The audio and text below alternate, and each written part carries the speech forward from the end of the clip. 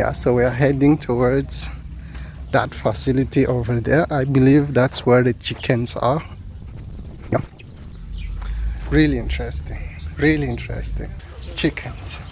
I can hear the noise already. I was really excited to see this moment happen.